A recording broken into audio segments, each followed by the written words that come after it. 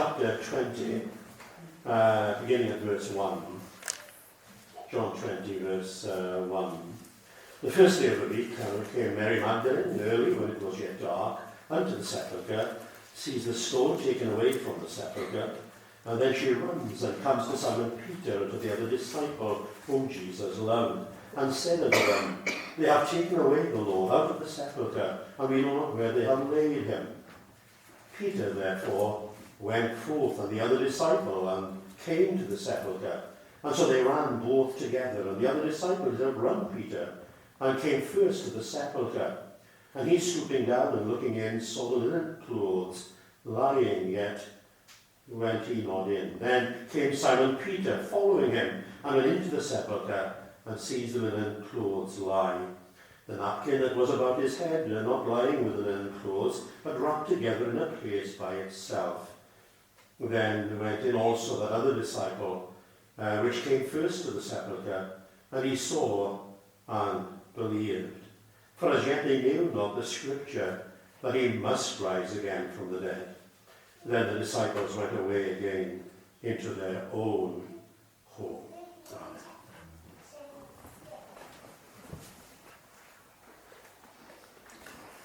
Amen. We continue with our look at some of the highlights and lowlights, some of the good days and some of the bad days for the Apostle Peter in his relationship, his experience as a follower, as a disciple of Jesus. And we looked, the last time I was speaking, about probably one of the darkest days in Peter's life, when he thought he was so strong.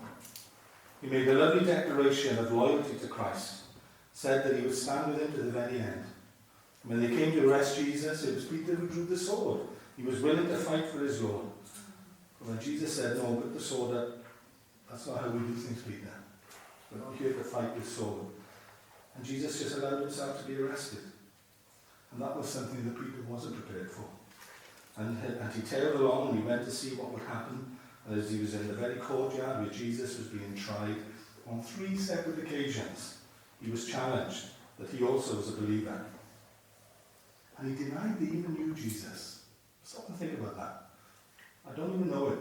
I have no idea who this person is you're talking about. And Jesus had told him, before the cockerel crows, you will deny me 3 times this night. And at the very time that the word is leaving Peter's mouth, on the 3rd denial, the cockerel crows. But then something even more incredible happens. In the middle of Jesus' trial, he turns and he looks directly at Peter. He wants Peter to know that he understands his heart. If you remember, when he told Peter that Peter would deny him, he said, I've already prayed for you, Peter. I've already prayed for you. I prayed that when you return. You see, he knew he was going to fall. He knew he was going to fail. But he also knew that his faith was true. And he knew that one day he would return. And Jesus said, when you return, Peter, you'll be able to strengthen your brethren. Because through your failures, you will be strengthened. Through the fact that you've come to realize that it's not through your own strength that you stand. It is through the strength that God gives you.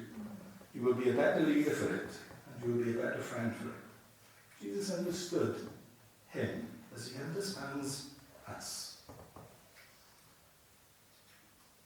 I've been looking very carefully at the accounts of the crucifixion, and we are not sure if Peter was even there. There is no indication in any of the 4 Gospels whether or not Peter was there. The nearest you can find is a verse that says Jesus' acquaintances were stood afar off. But whenever it mentions people, for definite, it mentions the women.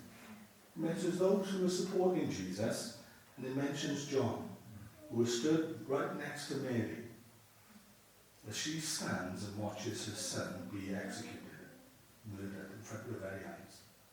What a horrible day that was for Mary. But John was stood next to her.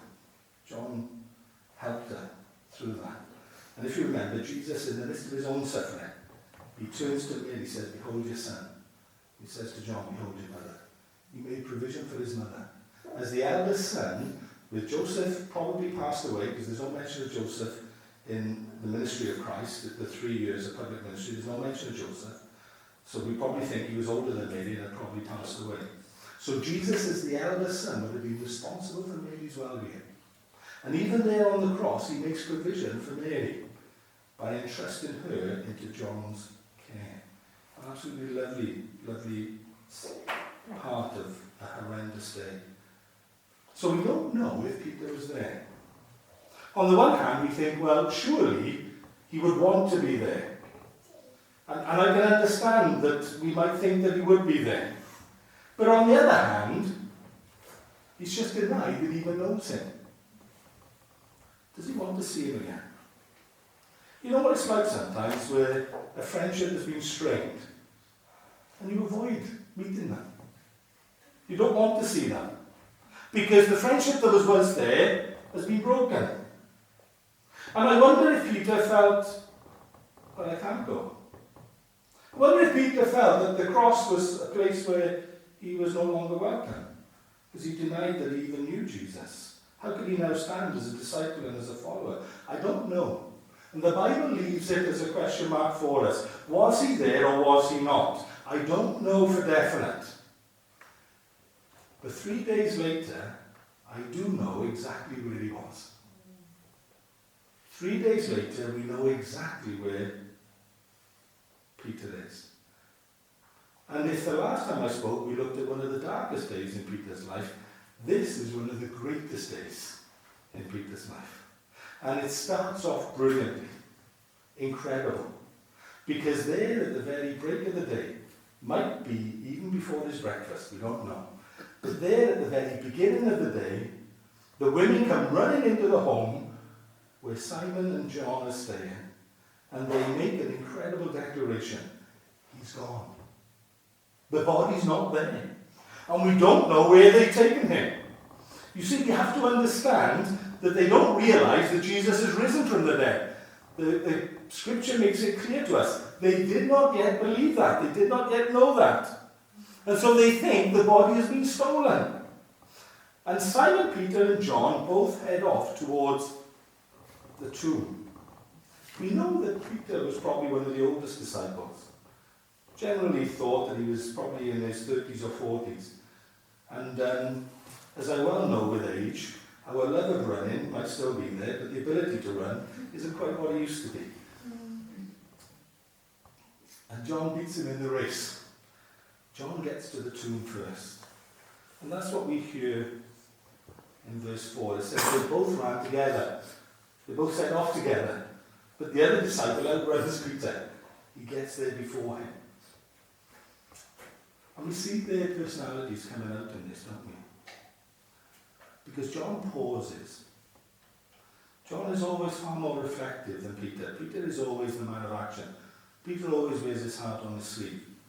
But John pauses. He gets to the tomb first, but he pauses. Verse 5 tells us that he stoops down and he looks inside. So he sees the empty tomb, but he's not sure whether he should go in or not. He's not sure about the next step. So he's there looking. And from where he is stood, he can see the linen cloths. He can see where Jesus once was. He can see he's no longer there. Simon Peter, maybe huffing and puffing a bit more, comes up alongside. And what does Simon Peter do? Well, we know what he's going to do, don't we? Verse 6. Simon Peter came, followed him, went into the tomb. That's Peter, isn't it? He goes straight in. Well, why are you sitting outside looking, John? Let's get in and have a look. Let's make sure exactly what's going on. So that's what he does. He goes straight into the tomb. And he has a good look around. Not only does he see the linen cloths where they are, but he also sees the handkerchief that had been about Jesus' head. And it's away from the linen cloths. It's been folded together and it's been put to one side. And Peter is then joined by John. John then comes in also, takes the lead from Peter.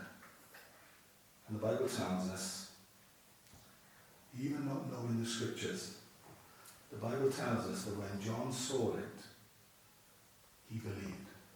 It's lovely, isn't it? That's revelation. Without remembering the scriptures, as soon as he saw the empty tomb, he believed. Faith was in his heart. It tells us the disciples went away again to their own homes. So that's what John tells us. So the morning starts with an incredible revelation, an incredible declaration that Jesus is no longer dead, that Jesus is no longer in the tomb.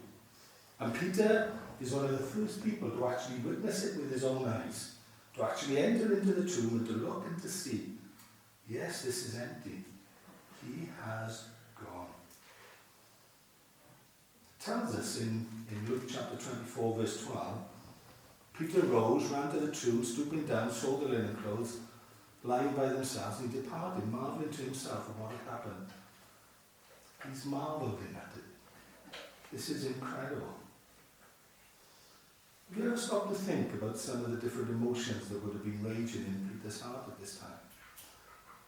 How is he going to feel at the news that Jesus is not dead? What does that mean to him? The last time he saw Jesus, he denied him. Humanly speaking, that would have been his last interaction with Jesus on earth, humanly speaking. Peter had had that thought resting upon his heart. When it really counted, I failed. I let him down. The news that Jesus is alive again can have one or two impacts upon Peter's heart. There might be a bit of dread there, isn't there? Well, yes, if he is back, if he is alive, what does it mean to me? Am I still included in the plan? Am I still a disciple? Am I still a friend? Am I still going to be there? And Jesus accounted some of those feelings by telling him that he would return. But is that something that's going to happen quickly? Or is Peter going to have to somehow pay a period of regaining trust? Is he going to be restored quickly, or is it something that's going to take some time? We can't assume these things, can we? And I wonder how Peter felt. But on the other hand, the other feeling that you can have, I'm going to see him again. My last interaction with him doesn't have to be the denial. And that's the lovely thing with the news that Jesus has risen again, is that Peter knows that he's going to see him again. And the narrative can be changed. So often in life, when we fail, Satan tells us that it's final, and the narrative can't change. But that's never the heart of God, is it? Never the heart of God. Satan tells us that we can never expect to get back to where we were. The Bible tells us that God restores. The Bible tells us that God does attack us. There's a phrase that always comes into my mind whenever I think about anybody who's lost their way. Anybody who knew the truth and has gone away. And the phrase that always comes to my mind is simply this: there's always a way back home. And the prodigal son shows us that, doesn't it? The story of the prodigal son tells us that God's heart is, he's always ready to receive us if we're willing to acknowledge our mistakes and come home. There's always a way back home. And there's always a home to find if we're but willing to swallow our pride and go looking for it. And the lovely thing is, this day is an incredible day with three incredible events. The morning event we know quite a bit about. The morning event is the fact that Simon and John have run to the tomb and they have found the empty tomb. We'll look a little later at what happens in the evening. But it's the bit in the middle that I find most intriguing of all. And we find that in Luke's Gospel. And he is the only Gospel writer who tells us about this. When the two who had been on the road to Emmaus, if you remember the story, there were two followers who decided that they weren't going to hang around in Jerusalem, and they went to Emmaus. And while they were walking on the road, Jesus appears to them. But they didn't know it's Jesus. And Jesus opens up the scriptures to them. And they constrain him to come and to stay at their house that night. And as they stop to take some food, and as Jesus breaks the bread, in the breaking of the bread, he is known to them. And they realize who he is. And they quickly rush back to Jerusalem, even though it's the evening. They rush back to Jerusalem. They want to tell the other disciples that Jesus is alive. We've seen him. We've met him. But look what happens when they get there. Picking up from Luke 24, verse 33. So they arose up. That's the two followers who had met Jesus on the road to Emmaus. So they rose up that very hour and returned to Jerusalem, and found the 11 and those who were with them gathered together, saying, "The Lord is risen indeed, and has appeared to Simon." They rushed back with the news that Jesus had risen. When they get there, the disciples are already talking about the fact that he's risen, even before they come from Emmaus, because somebody else has seen him. And that somebody else is Simon. And do you know what the Bible tells us about that meeting and about that conversation? Absolutely nothing. It doesn't tell us anything. Because there are some things that are too personal. There are some things that aren't for anybody else's ears. There are some things which are just between us and him. And when Simon met Jesus, there was a lot they had to deal with. Jesus doesn't sweep things just under the carpet, you know. That's not how he works. He helps us to confront the realities of what we're dealing with. And I'm sure there were many tears. I have no idea what was said. I have no idea what Jesus said to Simon. I've got no idea what Simon said as an apology to Jesus. But what I can guarantee is that there would have been tears there.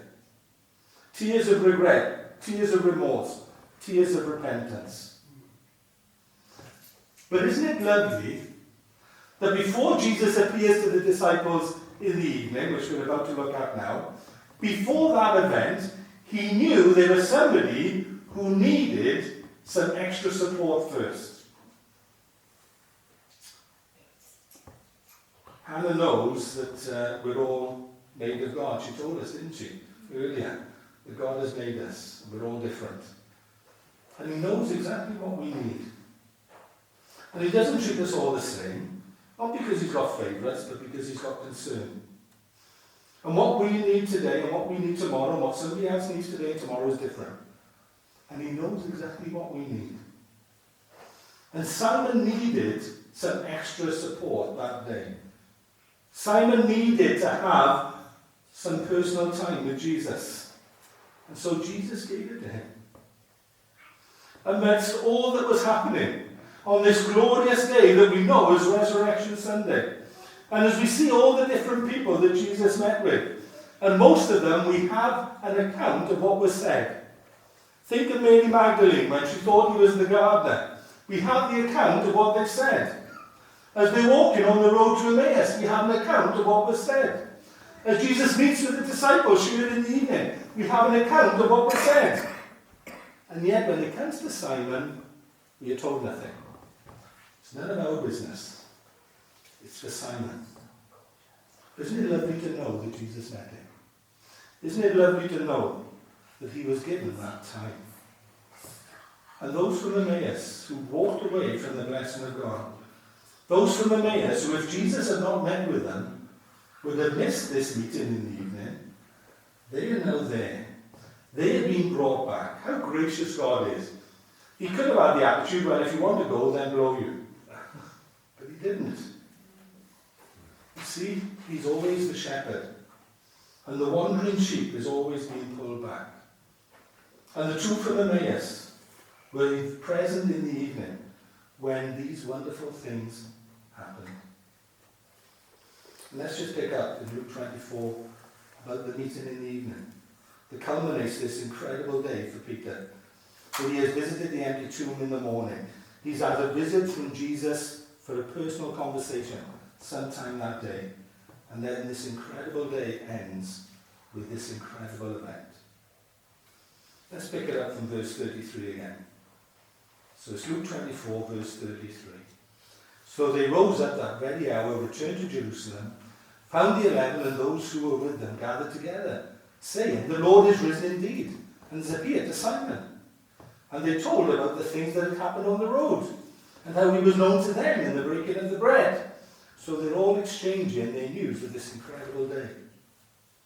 Verse 36 then says, "Now as they said these things, as they're talking about him, Jesus himself stood in the midst of them." Jesus appeared there in their very midst. And he says, "Peace to you." And why does he say peace? Because verse 37 tells us they're terrified and frightened. They suppose he's a spirit. The doors are shut. He hasn't come through the door. He suddenly just appeared in the middle of them. It causes a shock amongst them. They are absolutely terrified. And Jesus simply speaks to them and says, "Why are you troubled? Why do doubts arise in your hearts? See what unbelief does. It brings doubts and fear. What does Jesus want to dispel from our life? He wants to dispel those doubts and those fears. He wants to give us peace. Why do doubts arise in your hearts? Behold, my hands, my feet.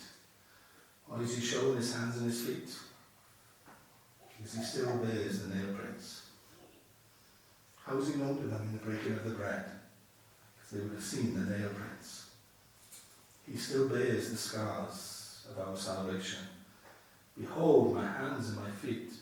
It is I myself. Come, handle me, see. You think I'm a spirit? I've got flesh and bones. I can shake your hand. You can come and squeeze my arm. Come and have a look. Absolutely incredible. He's real. He's not just alive. He's real. He's there with them. Handle me. See me. Spirit doesn't have flesh and bones as you see I have. When he said this, he showed them his hands and his feet. But while they still did not believe, for joy, they now think this is just too incredible. They can't take it in because it seems too good to be true.